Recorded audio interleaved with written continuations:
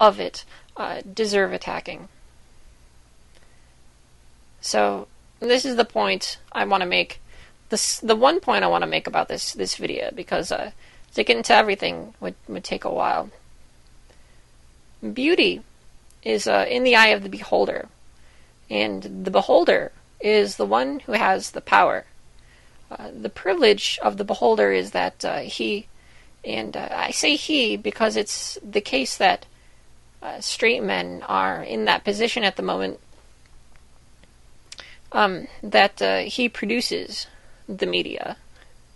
And I mean, okay, so porn is a highly sexualized environment, but a lot of women feel that their entire lives are in a sexualized environment, and frankly, it's because of this. A sexualized environment like that of the world of porn is one in where the desires of both parties are not met.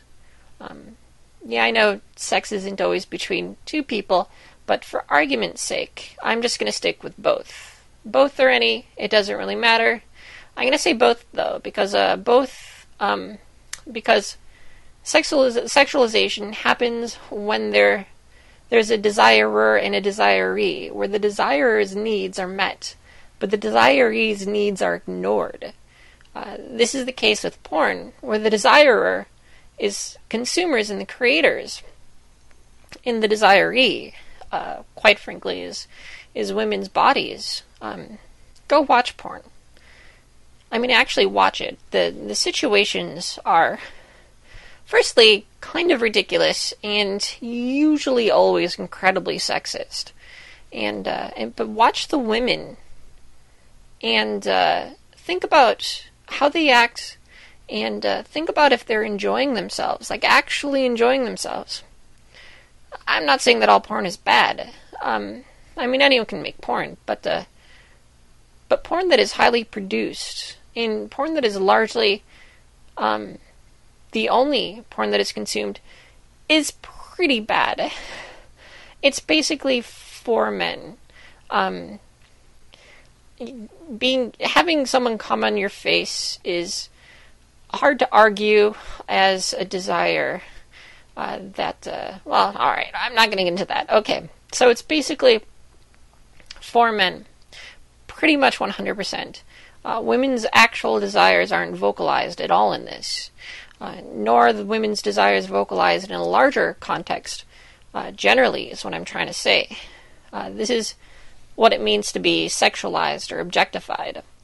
And the acceptance of porn maintains a sexualized environment for women. Sex itself isn't bad, neither is masturbation. Porn in its current form is the result of male privilege, and we need not support that. Think about the women in porn and turn yourself off to it. A lot, and I mean a lot of women, do have a history and, quite frankly, a future of sexual assault, and a lot more have a history and a future of sexual harassment, because of the environment that's around them, and how culture views their bodies and their worth. Think about that when you watch porn, and seriously find other ways to get yourself off, and maybe even have sex. If you seriously take your partner or your potential partner's desires into account, you might find that you are actually a little bit more attractive. Just sayings is all.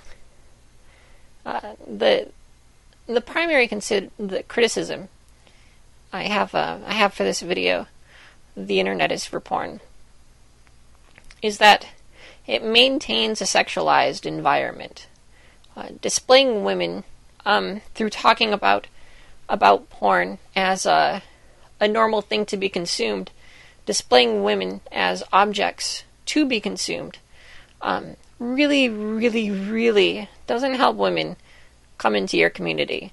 The hacker scene is relatively new, and if we can get a strong feminist foothold in it, we can build a space where women are welcome to contribute, and that's important, because women are more than half the planet.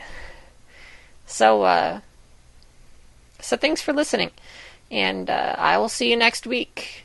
Good night, everyone.